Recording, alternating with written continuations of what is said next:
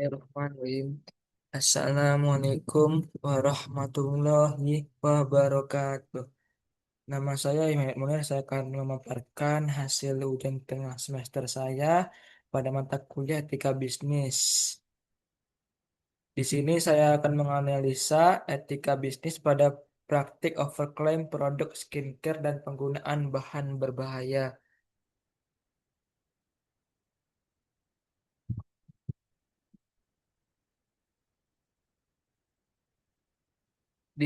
Pada kasus tersebut, latar belakangnya itu merupakan transparansi informasi produk.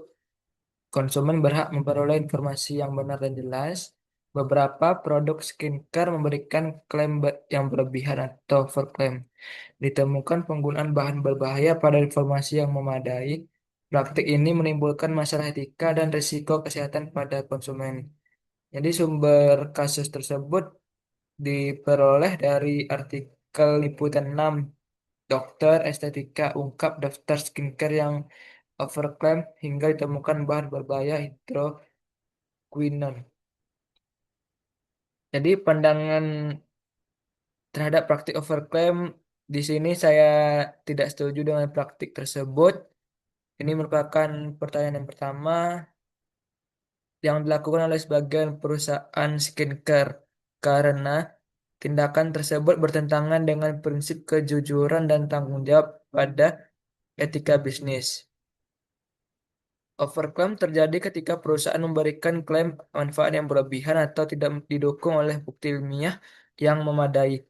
Misalnya, menjanjikan kulit putih dalam waktu yang sangat singkat atau menghilangkan seluruh masalah kulit secara instan. Klaim ini dapat menyesatkan konsumen dalam mengambil keputusan pembelian. Dalam perspektif etika bisnis, praktik tersebut melanggar prinsip-prinsip yang pertama, kejujuran atau honestly, integritas atau integrity. Menurut teori stakeholder teori yang dikemukakan oleh Edward Freeman, perusahaan memiliki tanggung jawab kepada seluruh pemangku kepentingan, termasuk konsumen. Oleh karena itu, perusahaan harus memberikan informasi yang akurat dan tidak menyesatkan.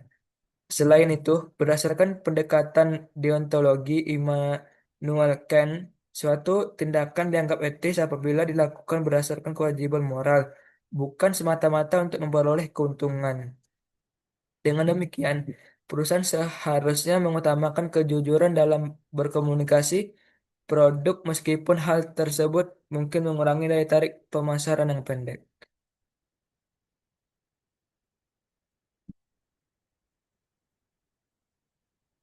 Selanjutnya, identifikasi masalah etika bisnis yang sering muncul dan dampak terhadap konsumen. Pada kasus overclaim dan penggunaan bahan berbahaya seperti hidroquinone tanpa izin yang jelas menunjukkan beberapa masalah etika bisnis yang serius.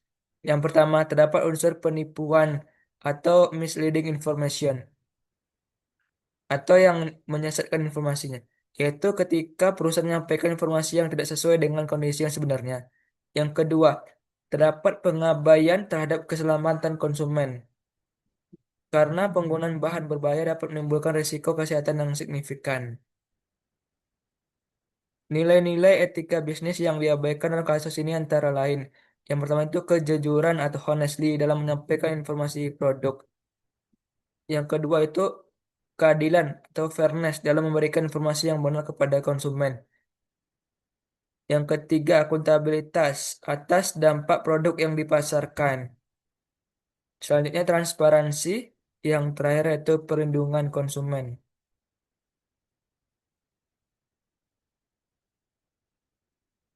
Dampak terhadap konsumen dapat berupa kerugian finansial karena membeli produk yang tidak sesuai dengan klaim, kekecewaan akibat hasil yang tidak sesuai harapan, hingga risiko kesehatan seperti iritasi kulit, hiperpigmentasi, kerusakan kulit permanen, bahkan gangguan kesehatan lainnya akibat penggunaan bahan berbahaya. Selain itu, kasus semacam ini juga dapat menurunkan kepercayaan masyarakat terhadap industri skincare secara menyeluruh. Rekomendasi bagi perusahaan skincare. Untuk menciptakan praktik bisnis yang lebih etis, perusahaan skincare perlu melakukan beberapa penyesuaian. Yang pertama itu, perusahaan itu harus memastikan bahwa seluruh klaim produk harus didasarkan pada hasil penelitian ilmiah dan uji klinis yang valid. Klaim pemasaran tidak boleh dibuat hanya untuk menarik perhatian konsumen, tapi harus dapat dibuktikan secara objektif. Yang kedua, perusahaan perlu menerapkan transparansi penuh terhadap komposisi produk, termasuk mencantumkan seluruh bahan aktif, kadar bahan tertentu, cara penggunaan, serta potensi efek samping yang mungkin ditimbulkan.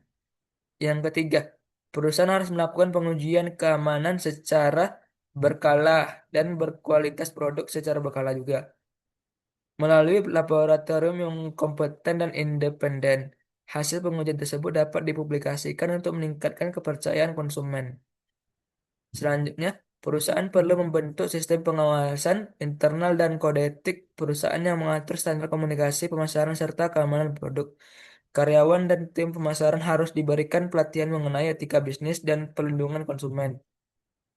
Selanjutnya, perusahaan harus menyediakan mekanisme pengaduan konsumen yang mudah diakses serta responsif terhadap keluhan terkait produk.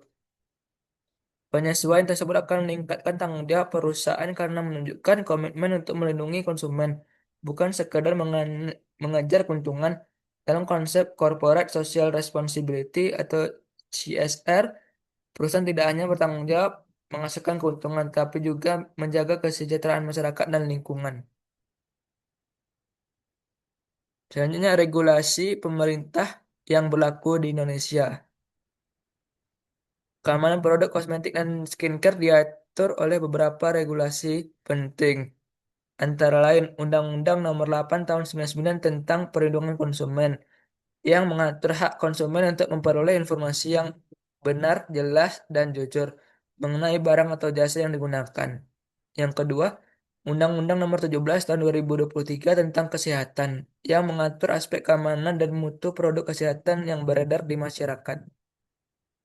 Selanjutnya, ketentuan BPOM terkait bahan yang dilarang atau dibatasi penggunaannya dalam kosmetik, termasuk penggunaan hidroquinon yang memiliki batasan ketat dan tidak boleh digunakan secara sembarangan dalam produk kosmetik tertentu. Agar mematuhi regulasi tersebut, perusahaan itu memerlukan pendaftaran seluruh produk ke BPOM sebelum yang dipasarkan. Selanjutnya, melaksanakan Good Manufacturing Practice atau GMP atau cara pembuatan kosmetik yang baik atau CPKB. Selanjutnya, melakukan pengujian keamanan mutu stabilitas produk, memastikan label produk sesuai dengan ketentuan BPOM, menghindari penggunaan bahan yang dilarang atau melebihi batas yang diizinkan, melakukan audit kepatuhan secara berkala, menyediakan dokumentasi ilmiah yang mendukung setiap klaim produk. Outcome yang diharapkan. Apabila perusahaan skincare menerapkan etika bisnis secara konsisten dan mematuhi seluruh regulasi pemerintah, maka beberapa dampak positif yang dapat tercapai. Yang pertama itu meningkatkan kepercayaan konsumen. Konsumen akan merasa lebih aman karena memperoleh informasi yang jujur dan produk yang telah teruji. Tingkat loyalitas pelanggan juga cenderung meningkat karena adanya keyakinan bahwa perusahaan benar-benar memperhatikan keselamatan konsumen. Yang kedua, memperkuat reputasi perusahaan. Perusahaan yang dikenal jujur dan bertanggung jawab akan memiliki citra yang lebih baik di mata masyarakat. Reputasi positif tersebut dapat menjadikan keunggulan kompetitif yang berkelanjutan dibandingkan strategi pemasaran yang hanya mengandalkan klaim yang berlebihan. Selanjutnya, meningkatkan kesehatan dan keselamatan masyarakat. Produk yang aman dan sesuai standar akan mengurangi resiko efek samping berbahaya bagi pengguna. Hal ini berkontribusi pada peningkatan kualitas kesehatan masyarakat umum. Selanjutnya, mengurangi risiko hukum dan kerugian bisnis. Kepatuhan terhadap regulasi dapat mengurangi kemungkinan sanksi administratif, penarikan produk, tuntutan hukum, maupun kerugian finansial akibat krisis reputasi. Selanjutnya, menciptakan industri yang lebih sehat dan berkelanjutan. Ketika perusahaan menerapkan etika bisnis dan standar keamanan yang tinggi, persaingan dalam industri skincare akan lebih fokus pada inovasi, kualitas, manfaat nyata bagi konsumen, bukan pada manipulasi informasi atau penggunaan bahan yang berbahaya. Selanjutnya, kesimpulan yang dapat diambil dari analisis tersebut, kasus overclaim dan penggunaan bahan berbahaya dalam produk skincare menunjukkan adanya pelanggaran terhadap prinsip-prinsip etika bisnis seperti kejujuran, tanggung jawab, integritas, dan perlindungan konsumen. Praktik tersebut tidak hanya merugikan konsumen secara ekonomi dan kesehatan, tetapi juga merusak kepercayaan masyarakat terhadap industri skincare. Oleh karena itu, perusahaan perlu menerapkan transparansi informasi, melakukan pengujian keamanan yang ketat, memastikan seluruh klaim didukung bukti ilmiah, serta mematuhi regulasi BPOM dan peraturan perlindungan konsumen.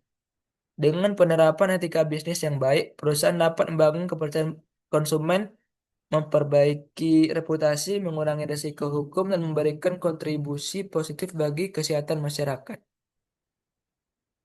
Ini merupakan referensi dari analisis tersebut yang saya peroleh untuk dapat menjawab pertanyaan-pertanyaan pada ujian tengah semester tersebut. Oke, sekian yang dapat saya sampaikan. Apabila ada kekurangan atau kesalahan, mohon dimaafkan. Wabillahi taufiq wal hidayah. Wassalamualaikum warahmatullahi wabarakatuh.